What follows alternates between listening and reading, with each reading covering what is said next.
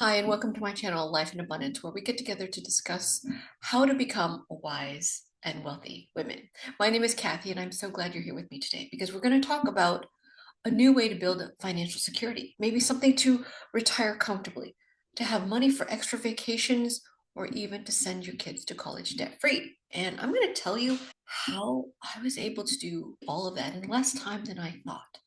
Before it happened to me, outside of somehow making a whole bunch of money, I didn't know that would be possible. And I didn't think I would inherit it because the rest of my family doesn't have very much money either.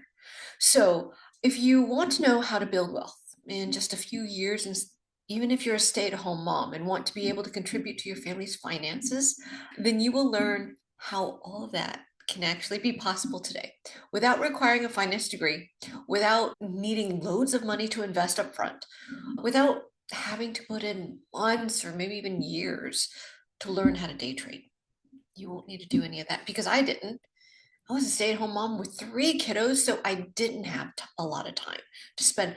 Now, it's not a magic pill or anything like that. It's totally legal. You can hear about it on finance news and everything like that. So today, I'm going to tell you how someone like me, a stay-at-home mom, was able to do this. How I started investing and going through the journey of eventually building my retirement and four college funds because now I have four kiddos and I wanted them all to have the ability to get a higher education, to go to school and do well. So I'm going to share what I did that worked out and what I wish I hadn't done so that you can take these lessons and maybe you can do even better than I did because I am hoping you can avoid some of the pitfalls because some of them were painful. Okay. All right. Ready? We are going to start here. Now, I wonder if at some point in your life you might have been interested in investing. I know I was. In high school, I was curious how to get into the New York Stock Exchange, how to buy and sell stuff, how to make money doing that, because I just figured it was a good way to wealth. And actually, it turned out that for most people, investing is the way that most people end up becoming millionaires. There have been studies of millionaires and how they got there, make a whole bunch of money in order to become wealthy. Would say they took the money that they made and invested it in something that would grow. Now, whether it was stocks or real estate or other things, some people did in gold, maybe they put in their business and their business grew. We'll talk a little bit more about what the investment is because I think that is a pertinent subject, right? Because it's probably not going to be bonds. So, what you invest in is one side of the issue, but the other one is actually just that if more than 80% of the people that are millionaires say they became millionaires because they invested, for regular people who want to become millionaires, it's likely that we also would need to invest. Either that, or maybe we're going to be the minority of those millionaires. But if you're trying to have the odds stack in your favor, you want to do what most millionaires are doing. And if they're investing, that's why it made sense to invest. I was interested in investing even before I knew those statistics. As soon as I could, I started investing in the late 1990s. I had started college. I had a little bit on the side. I started putting my money like maybe 1997, 98, 99. And then the dot-com crash occurred. That's where all tech stocks dropped as much as 70%. But I had been new into the stock market. So I'm like, shake it off, shake it off. Okay, maybe that's just a short-term thing. We're going to add a little bit more and it's going to grow in the long term. That was my mindset. So unperturbed, I continued investing in stocks. But then the financial crisis occurred, 2008, 2009. Another 50% drop. So then, after more than a decade of investing, I found my money had grown very little. And now I was married. I had two and then three kids. I was a stay at home mom by then, which meant that I did not have a paycheck of my own. And I needed to figure out how to build college funds for each of those kiddos and still make my own retirement just in case. I needed to make sure that I was reliant on me. I didn't have my own income. I had put money away forever. The stock market was kind of failing me. I didn't have a whole bunch of extra thousands of dollars to suddenly buy another real estate investment and get into flipping houses or anything like that. But I needed to come up with another way to invest because everything that I was doing was not getting me there. And I had been in it long enough, recognize it's not just a temporary thing. Investing for more than a decade and it's not growing much, I'm in trouble. So that's when I ran into Bitcoin. At the time, Bitcoin was a lot younger than it is now. Now you can get a whole bunch more information on it through YouTube, through Google, through articles, now even through major news and major finance news. Um, Goldman Sachs talks about Bitcoin. There are cryptocurrency exchanges on the NASDAQ. The space has grown tremendously since when I started. When I did get into Bitcoin, Bitcoin was this tiny thing that at the people were exchanging it. You still didn't buy anything with Bitcoin. There was no major news about it except for random YouTubers or maybe a few articles, but not as much help as we have now. But the thing that got me curious about it is because I could tell that it was growing, and it still is today, growing phenomenally faster than anything else, faster than any of my other tech stocks, right? So even over the last decade now, even in the last 10 years, Bitcoin has grown more than 50%, 50% a year on average. That includes the down years, right? It averages out to 50% or more because when the up years occur, it kind of washes out the down years. At the time, I didn't know all this though. At the time, I was looking at Bitcoin going, it seems to be growing. The thing that got me about it was this. Bitcoin was supposed to be this money that's outside of government control. What happens to the money that the government does control? Like, why do we need money that's outside of government control? At the time, the big argument was, well, the government controls or sometimes doesn't control its spending. When the government prints money, it's spending extra. It's a cascade of events. Of course, the money spending causes inflation.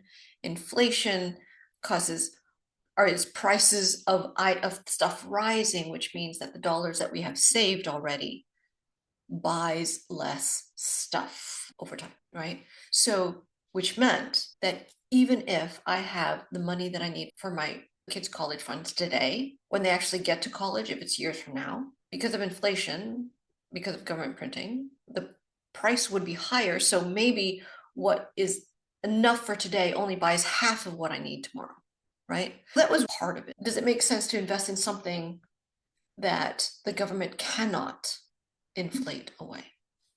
Okay, somewhat of a good argument. Another one really made me intrigued was, and some of it I had to look up to make sure it was true because there was anything the government prints or money can be confiscated. At one point, people in the US would hold gold as something valuable. And the government decided, nope, it's illegal for you to hold gold. We need you to put the gold in the bank. We'll hold it for you. You'll just get this currency, this cash. You don't get to hold gold anymore. They did that at one point. And then if you look on the US dollar, it's basically property of the United States. Even if it's in your pocket, you're kind of borrowing that bill from the government. So there's actually a way that the government can say, okay, look, you put your money in this bank account, we're going to freeze your bank account. It ended up happening during the pandemic, right? So of course the occurrence may have also occurred in the US, but the big story had been in Canada when the truckers didn't want to get the vaccine because they were just by themselves in the truck and they didn't want to have to get the vaccine. The Canadian government decided to close their banks. So now they did not have access to their money. The story behind Bitcoin actually ended up coming true. Bitcoin ended up being this money that you solely can have control over, and the government cannot interfere with it. And therefore, you have this sovereignty over your finances. Now, for me, that was intriguing because unless you believe in a totally benign and benevolent government, there may be a situation where you need finances outside of the control of the government, right? That was just a hypothetical thought, and I could argue with those narratives. I can understand why I may want to hold Bitcoin. So I decided to get some Bitcoin. I'm going to tell you the story of how I ended up getting it a little bit later, just because of time. I don't want to make this video super, super long, but using an exchange or a Bitcoin ATM now, so much better. So even at the time, Bitcoin was not under $100. It was later than that. For a few $100s, I bought part of a Bitcoin. You don't have to get a whole Bitcoin at all. You can buy part. You can buy a small, a smidgen of a Bitcoin. So Bitcoin are divided into parts called Satoshis. You can buy, so that's why no matter what Bitcoin's price is, you can buy $2 of Bitcoin, $5 of Bitcoin, $25 a day, or $100 a week. You can decide how much Bitcoin to buy. You don't have to stay out of Bitcoin, no matter what Bitcoin's price actually is. Now, that was a good thing because even at the time, I didn't buy a whole Bitcoin. So I bought part of a Bitcoin, just like I told you. And why? Because I had an idea of what Bitcoin could be, but I still didn't understand the whole thing. And I was just willing to bet a tiny bit to see what it would do. So if you were thinking about Bitcoin, like, hey, can I just see what it would do? I'm not going to bet the farm. I'm just going to buy a tiny bit and see what happens. You can do that. That's exactly what I did. At the time, I went to an exchange list. And this is basically a list, kind of like a Craigslist. People selling Bitcoin. They're selling it at this price, this price, this price. This is how we did it. This is so cringy. I know the story that I'm about to tell you. So you had to call this person up. You pick somebody to buy Bitcoin from. You call them up. You're like, hey, you have your Bitcoin on selling for this price. I want to buy this much. They're like, okay, send money. I didn't know this person and barely knew how to use Bitcoin. But I'm like, okay, several $100 to this person. You had to send it into their bank. They give you their bank account number. You send it into the bank, and then you call them back up. They check their bank and they go, great. Then they sent you their Bitcoin or however much you bought, right? Tell me if that doesn't sound cringy. I know it does. It was crazy. With that little bit of Bitcoin, when I was waiting for him to send the Bitcoin over, in my mind, oh my gosh, Kathy, were you totally stupid? He could just not send you anything. This could be a scam and you just lost hundreds of dollars and you will not be able to get it back. Yeah, I felt that too. Luckily, he did send me the Bitcoin and it was not a scam. But anyway, I just wanted you to know that I understand the risk. Like, I understand that feeling, right? It also happened to me. So you don't have to go through that. You can go through a reputable exchange or go get, do Bitcoin ATM or anything, something like that, something a lot less cringy nowadays. So after I bought the Bitcoin, it did not go straight up to 100K. It was volatile. It was even more volatile than it is now. When the price went up, I'd go, wow, pat myself on the back. I did a good job. When it went down, oh, why is it going down? I didn't know. I kind of knew the thought behind Bitcoin, but I did not know what was going on daily. Now, even today, I can't tell you what is going to happen today or tomorrow, but I can tell you from what I know about Bitcoin now, what I think is going to occur a few years from now, and that's what I care about because a few years from now is when I'm going to need the money for my kids' college, for my retirement, and that sort of thing. So short, medium term, you could know a little bit in percentages. Maybe it'll go up here, maybe go down here. And if you're okay with that, long term though, that's the important part. Do you get convicted enough to know what it's going to do long term so that you can handle the ups and downs, right? Now, at the time, I know a whole heck of a lot more about Bitcoin than I did at the time. When I first bought my first piece of Bitcoin, it went up, it went down, it went up, it went down. It started going more up, more and more up. And I was like, great, this is making me money. I would put a little bit more money, a little bit more money, would keep going up. Then it crashed like a rock. And those are the stories that most of us have heard about people losing their shirts. Some people were going so crazy that they mortgaged their house to buy more Bitcoin.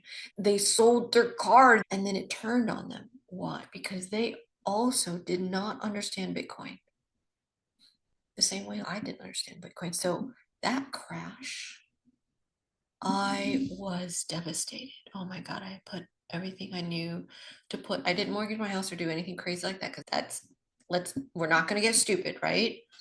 And exactly that reason is why there's a saying in crypto that says you do not put more in crypto than you can stand to lose, right? Just because you don't know when that's going to happen, especially if you're not studying. I was so devastated. I went from six figures to, I don't know, during that crash, Bitcoin went down like 80%.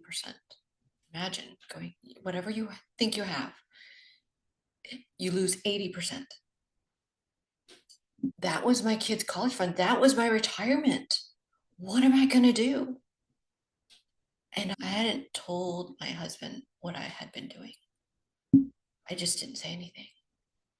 It went so low, I didn't even see the purpose of selling it after it loses 80%. I couldn't stand to look at it. I didn't know what to do. So I just didn't look at it. I was like, it's done. I'm out. It doesn't matter. And I kind of walked away. Weird thing was, sometime around there, I ended up making a friend who also got into crypto. We didn't really talk that much about it. We just kind of knew we were in it, right? We talked about a few coins we were interested in, but when it crashed, we didn't say anything to each other. One day I get a call and she's like, "Hey, you saw crypto, right? Yeah. Take a look at it." Okay. Hung up. Checked my account. Bitcoin was going back up. It revived somehow. And I was like, "What?" First thought, sell it before it crashes again. Second thought, like 2 seconds later, wait a minute. What if it starts going up like I saw it go up a lot last time? And I'm just about to sell when it's about to go up. Which made me realize I still knew nothing about Bitcoin. I didn't know, is it going to go up? I didn't know if I should sell it because it's going to go down. I still knew nothing. And so anything I did was still a gamble either way. And that's when I realized, okay, I have to study it to know if it's about to go back up or if I should sell it before I lose my shirt again. And so I did. I started more YouTube, more articles, more Google, and really got to understand a lot of what I know now. I'm so glad I never sold it, but I had to feel the pain of what that volatility cycle does. Now, there are things you can do to save you from some of that. And maybe Bitcoin is far enough along where it'll never have an 80% crash. But can it still, I don't know, drop 30, 40, 50%? We don't know yet. But would it be worth it to deal with that volatility if you are like I was, where you're like, it doesn't matter what happens in the middle. What matters is by the time I need my retirement, by the time I need the money for my kids' college fund, the money grew. And it's growing like crazy. Even after holding it for most of the decade I'm talking about, Bitcoin's been growing at more than 50% a year on average. I've been through several bear markets where pulled down 80%, 70, some odd percent. Those are not fun. And through it, I learned how to avoid some of that. I learned the better time to buy, hit, buy at the bottom when everyone else has already run scared. The thing is, it doesn't go all the way to the bottom like the last bottom. It goes down, which makes a bottom, but the bottom is higher than the last bottom. So how they say is you have higher lows, so it's going up and then it goes down. Right now, the bottom is over here instead of here. It goes up and then it goes down. Now the bottom is here rather than here. When they say you have higher lows, so higher bottoms, and higher highs, because each top is higher than the last top, that's a growing asset. Over time, it goes in a range, but it's still growing.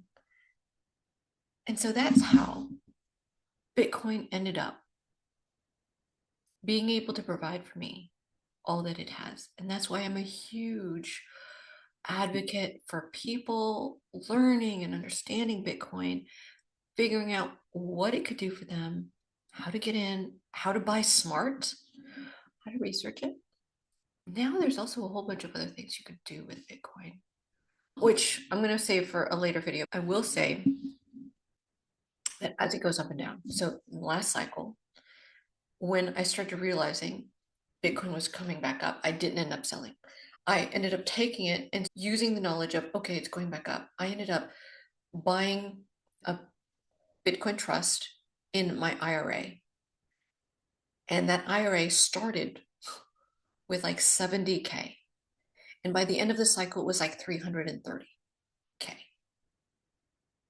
That's an amazing growth. That is an amazing growth. And when Bitcoin gives you that kind of growth, even if you're a stay-at-home mom, even if you don't have your own paycheck, or even if you do have some money, but you need it to grow in order to provide so much more for your family. You have a daughter. She's in gymnastics and dance now, which already is expensive. So I know. But then you're also thinking, well, eventually I'm going to pay for her wedding. How am I going to do that? I'm going to pay for her dance and gymnastics, her college, pay for her wedding, and still get my retirement. How do you do that in stocks that are growing 10% and bonds that are growing 4%? If inflation is not 2%, right? So for me, it made sense to stay in Bitcoin, to learn about Bitcoin, to figure out why it's growing. It worked out really, really well for me. So much so that when my IRA went from 70 to 330, I had a part-time job at the time because my kids started going to school. I never ended up back in full-time work. Any extra money we had, I was investing. I was investing more in Bitcoin. Also tried other cryptocurrencies and also put some in stocks and bonds. So it's a diversified portfolio. You don't sell out everything and only have Bitcoin unless you super know what you're doing. But the whole thing started with a couple $100 buying part of a Bitcoin. That experience is what helped me. It put some skin in the game for me so that I would know what Bitcoin's doing and I would watch it. When you don't have any skin in the game, it's hard to keep your attention on it. But when I had that little bit, I would watch it. And that's how I ended up getting to where I am now. So especially if you are a person who has been investing and you need your investments to grow faster, like I did, because what happened, the investments I had, the stock market kept crashing in it, but it just wasn't growing, right? So I needed to make up for the time that it wasn't growing. I needed to make more money as well because I had more kids. So now I have higher goals to try to achieve. I could tell that what I already was doing was not going to get me there. Now, if you have not started investing and you feel behind, that's also a good reason to look into Bitcoin. I started out diversifying into Bitcoin. So I had my stocks and bonds and I put a little bit into Bitcoin. If you're just starting, don't put everything into Bitcoin unless you're totally convinced and know what you're doing. It's still more prudent to diversify.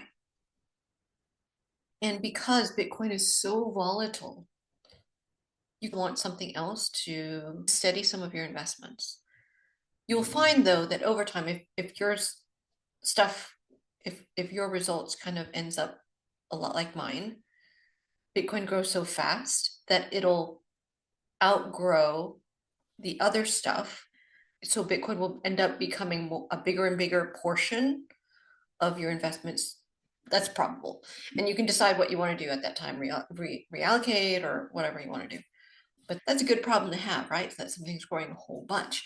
The reason why I wanted to share this is to help anybody who is thinking about Bitcoin to understand that it is going to be volatile, and you should be aware that most people in Bitcoin either may have just gotten in and they don't really understand it yet, or have a good idea of what Bitcoin's going to do. Nobody has a crystal ball to know exactly what's going to happen on any given day. We can use the information we have to extrapolate where we think Bitcoin's going to go, but we have to have a reason why. And so I can give you those reasons why and help you for anybody who wants. And well, so from what I know, I'd be happy to share. And through this channel, I'm going to share a lot of the lessons I've learned about Bitcoin, as well as the lessons I've learned about investing and how to balance it all. If you are interested in either growing your investments or starting to invest, this is a great time to learn about Bitcoin. Don't decide that what the headlines told you are correct, because a lot of times they take out a lot of the details, and the devil is in the details. Rarely does somebody ever become successful because they're a generalist. Most people become successful when they learn something really, really well. And I've chosen to learn Bitcoin. When you start learning one thing really well, it starts making so much sense to you that you get convicted as to where it's going. Now, I'm not saying being blind about it, but you can kind of tell when something's good, right? You're not foretelling the future, but like, have you ever met someone and you just tell that's a good person, right? Maybe it's the person you ended up with, right? Maybe it ended up being your best friend. From the beginning, you're like, there's something about this person. So you didn't see the future, but you could just tell. Sometimes investing is like that, but you may have to spend enough time to figure out if that person is quality, and you may need to do that with investing. That's all I'm saying. So don't just believe the headlines without actually giving Bitcoin a chance to help you understand what's about to happen in the financial space. Because there's a reason why Bitcoin is growing. It's not everybody's gambling. That's not it, right? It's not that everyone is speculating and no one knows what they're doing. So they're just trying to ride this train and it's a huge Ponzi scheme. That's not it. It's growing and there's a lot of darn good reasons for it. And we're going to go through all those things in another video. But for this one, I just wanted to share with you my story, how we ended up in Bitcoin, what it's been doing for me, and why I ended up starting this channel to kind of explain, especially to women, that we can invest in Bitcoin and crypto and do really well without spending all of our days and nights doing this, because we're busy moms. We have kiddos to raise, houses to clean, and a whole bunch of other people to take care of. It doesn't have to take all your time. You can still do it really well. Being an investing mom and growing your investments even faster than you expected, putting a little time in Bitcoin. Thank you guys so much for being here. If this was helpful to you, please like and subscribe, and we will see you in the next video.